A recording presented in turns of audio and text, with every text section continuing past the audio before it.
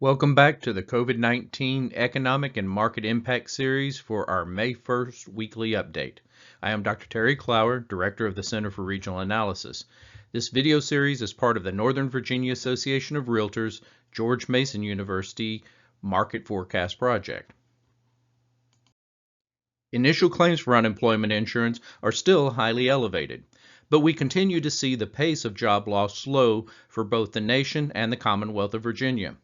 Some of this slowing is because of federal programs designed to help employers hang on to workers, but it also reflects that some of the worst impacts directly caused by the pandemic have already happened. Our job losses are now reflecting knock-on effects from the impacts of travel and tourism, arts, entertainment, hospitality, and retail trade job losses. We are also seeing impacts on major employers whose workspaces do not readily accommodate effective social distancing between employees. New initial claims for unemployment insurance benefits dropped to 3.8 million in the week ending April 25th, a still terrifying number of lost jobs. In Virginia, initial claims decreased to about 74,000 for last week. We are hopeful that those states whose COVID-19 cases have dramatically dropped will be able to loosen restrictions on business and individual activities that will help signal a turning point in this pandemic. However, we are mindful that a slow pace of reopening will be less harmful than a broad resurgence of infections.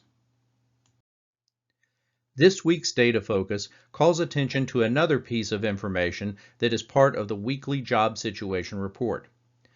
Continuing claims for unemployment insurance benefits is the weekly running count of the number of persons who submitted claims for unemployment benefits that were not their initial claims.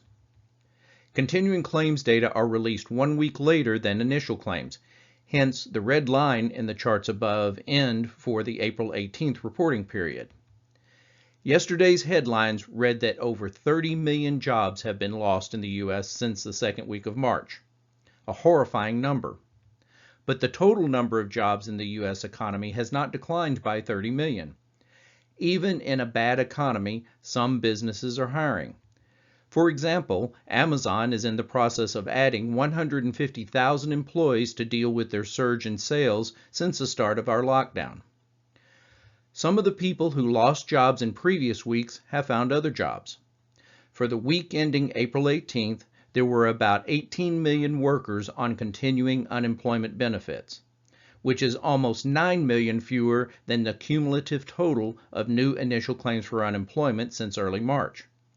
Similarly, for the week ending April 18th, 341,000 Virginia residents have filed for unemployment benefits for 2 or more weeks, which is substantially less than simply adding the number of new claims over the past several weeks.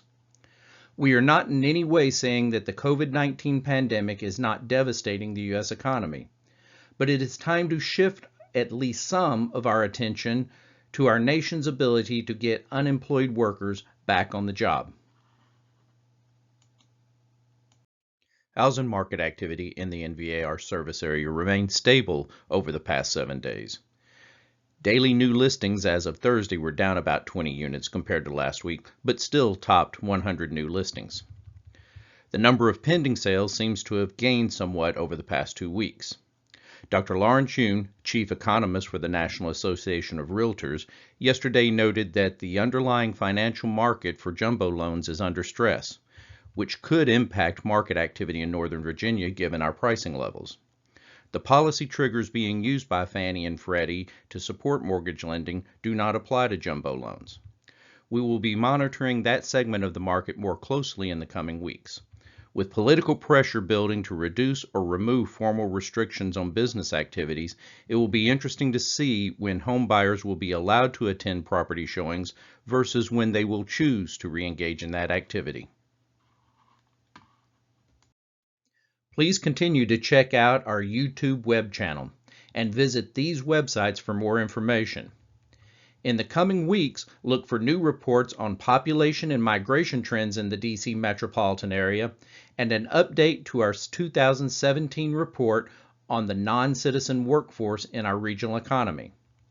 You can also see the NVAR website to find a video recording and presentations from the April 30th Market Briefing webinar featuring Dr. Lauren Schoen, Dr. Lisa Sturdivant, and yours truly. Until next time, be well, be safe. Thank you.